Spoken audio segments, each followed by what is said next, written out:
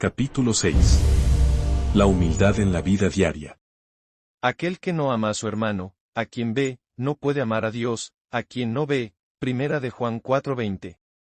¿Qué pensamiento solemne es este, que nuestro amor a Dios será medido por nuestro contacto diario con los hombres y el amor que exhibimos, y que nuestro amor a Dios será tenido como una desilusión, excepto cuando su verdad es probada en las situaciones de prueba de la vida diaria con hombres como nosotros?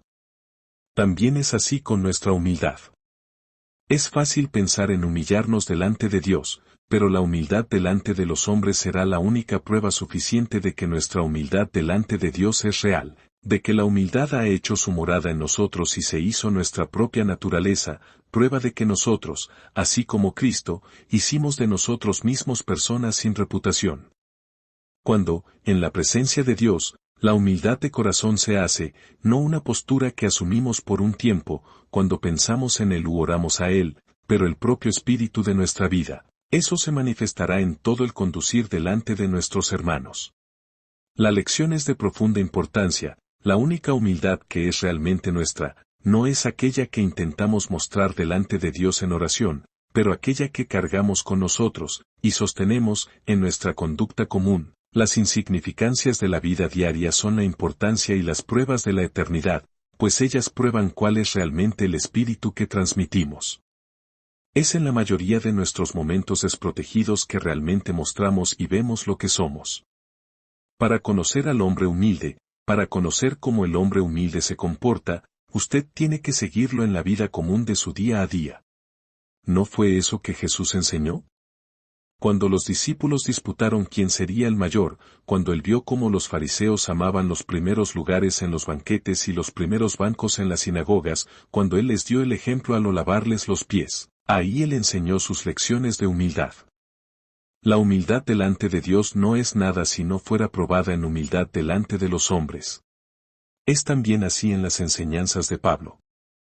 A los romanos, él escribió: prefiriéndoos en honra unos a los otros, Romanos 12:10. En lugar de que seáis orgullosos, condescended con el que es humilde, Romanos 12:16. No seáis sabios a vuestros propios ojos, Romanos 12:16. A los corintios. El amor, y no hay amor alguno sin la humildad como raíz, no se ufana, no se ensoberbece, no busca sus intereses, no se exaspera, Primera de Corintios 13:4 y 5. A los gálatas. Sean siervos unos de los otros, por el amor. No nos dejemos poseer de vanagloria, provocando unos a los otros, teniendo envidia unos de los otros, Primera de Corintios 5:13 y 26. A los efesios, inmediatamente después de 3 maravillosos capítulos sobre la vida celestial. Andéis, con toda humildad y mansedumbre, con longanimidad, soportándoos unos a los otros en amor, Efesios 4:2, o dando siempre gracias por todo, sujetándoos unos a los otros en el temor de Cristo, Efesios 5:20 y 21. A los filipenses. Nada hagáis por contienda, o vanagloria, sino por humildad, considerando cada uno los otros superiores a sí mismo. Teniendo en vosotros el mismo sentimiento que hubo también en Cristo Jesús, asimismo se humilló, asumiendo la forma de siervo, y asimismo se humilló, Filipenses 2:3 al 8. Y a los colosenses. Os revestí de tiernos afectos de misericordia, de bondad, de humildad, de mansedumbre, de longanimidad. Soportaos unos a los otros, perdonaos mutuamente, así como el Señor os perdonó, Colosenses 3:12 y 13. Es en nuestra relación unos con los otros, en nuestro tratamiento unos para con los otros, que la verdadera humildad de mente y el corazón de humildad serán mostrados. Nuestra humildad delante de Dios no tiene valor, pero nos prepara para revelar la humildad de Jesús a los hombres como nosotros. Vamos a estudiar la humildad en el vivir diario a la luz de esas palabras. El hombre humilde busca en todo tiempo actuar de acuerdo con la regla, en honra prefiriéndoos unos a los otros, siervos unos de los otros, considerando cada uno los otros superiores hacia un, sujetándoos unos a los otros. La pregunta frecuentemente hecha es, ¿cómo podemos considerar otros superiores a nosotros mismos, cuando vemos que ellos están mucho debajo de nosotros en sabiduría y santidad, en dones naturales o en gracia recibida? Ese asunto prueba que entendemos muy poco lo que es realmente la humildad. La verdadera humildad viene cuando, a la luz de Dios, nos vemos a nosotros mismos como siendo nada, consintiendo en desistir y en deshacernos de nosotros mismos, para permitir que Dios sea todo. El alma que hizo eso y puede decir, yo me perdí encontrando a ti, ya no se compara con otros. Ella desistió para siempre de todo pensamiento del ego en la presencia de Dios. Ella encuentra a los hombres comunes como alguien que no es nada y no recoge nada para sí aún. Ella es un siervo de Dios y, a causa de él, un siervo de todos. Un siervo fiel puede ser más sabio que el maestro y, aún así, conservar el verdadero espíritu y postura del siervo.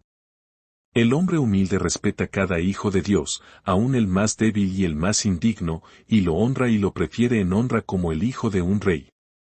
El espíritu de aquel que lavó los pies de los discípulos hace que nos sea, de hecho, una alegría que seamos los menores, que seamos siervos unos de los otros. El hombre humilde no siente celos o envidia. Él puede loar a Dios cuando otros son preferidos y bendecidos antes de ser él.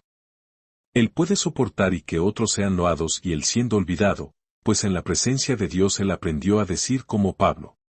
Nada soy, 2 de Corintios 2:11.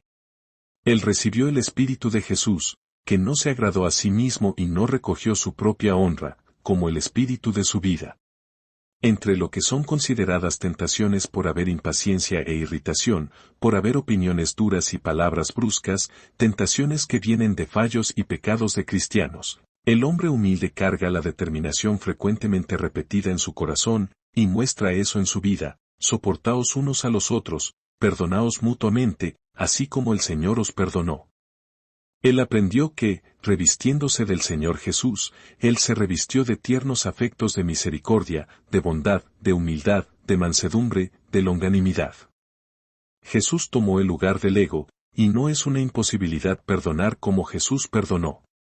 La humildad de Jesús no consiste meramente en opiniones o palabras de autodesprecio, pero, como Pablo coloca, en un corazón de humildad, cercado de compasión y amabilidad, mansedumbre y longanimidad. La dulce y humilde gentileza reconocida como la marca del Cordero de Dios.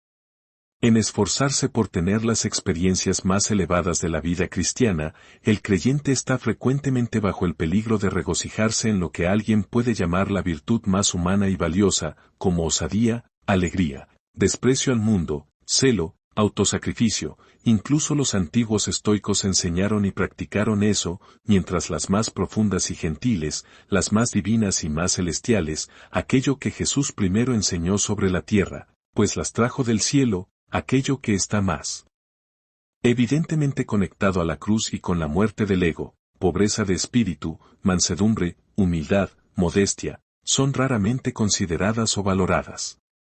Por tanto, vámonos a revestir de un corazón de compasión, bondad, humildad, mansedumbre, longanimidad, y vamos a probar nuestra semejanza con Cristo, en nuestro celo por salvar al perdido, pero antes de todo en nuestra relación con los hermanos, soportándonos y perdonándonos unos a los otros, así como el Señor nos perdonó. Compañeros cristianos, vamos a estudiar la imagen de la Biblia con respecto al hombre humilde. Y vamos a preguntar a nuestros hermanos, y preguntar al mundo, si ellos reconocen en nosotros la semejanza al original. Vamos a contentarnos con nada menos que tomar cada uno de esos textos como la promesa de lo que Dios irá a trabajar en nosotros, como la revelación en palabras de lo que el Espíritu de Jesús nos dará dentro de nosotros. Y vamos, en cada fallo y flaqueza, simplemente a apresurarnos en hacernos humildes y mansos para el manso y humilde Cordero de Dios, en la certeza de que donde Él es entronizado en el corazón, su humildad y bondad serán uno de los torrentes de agua viva que fluyen de dentro de nosotros. Una vez más repito lo que ya había dicho antes. Siento profundamente que tenemos muy poca percepción de que la Iglesia sufre a causa de la falta de esa humildad divina, el ser nada que da lugar para Dios probar su poder. No hace mucho tiempo un cristiano, con un humilde y amable espíritu, comunicó varios puntos de varias sociedades y expresó su profunda tristeza, pues en algunos de ellos el espíritu de amor y tolerancia estaba tristemente ausente. Hombres y mujeres que, en Europa, podrían escoger su propio círculo de amigos, hallan difícil soportar y amar y mantener la unidad del espíritu en el vínculo de la paz por estar próximos de otros con mente incompatible. Y aquellos que deberían haber sido compañeros y ayudadores de la alegría unos de los otros se hicieron un obstáculo y un enfado. Y todo por la única razón, la falta de la humildad que se considera nada, que se regocija en hacerse y considerarse como la menor, y busca apenas, como Jesús, ser el siervo, el auxiliar y confortador de otros, hasta de los más débiles e indignos. ¿Y cómo acontece a los hombres que alegremente desisten de Cristo porque hallan tan difícil desistir de ellos mismos por sus hermanos? ¿Eso no es culpa de la Iglesia? Ella ha enseñado tan poco a sus hijos que la humildad de Cristo es la primera de las virtudes, la mejor de todas las gracias y poderes del Espíritu. Ella ha probado tan poco que la humildad de Cristo es lo que ella, como Cristo, coloca y predica en primer lugar como lo que es, de hecho, necesario y posible también.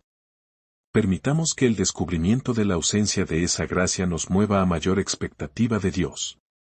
Vamos a respetar a todo hermano que nos intenta o irrita como medio de la gracia de Dios, instrumento de Dios para nuestra purificación, para nuestro ejercicio de la humildad que Jesús, nuestra vida, sopló para dentro de nosotros.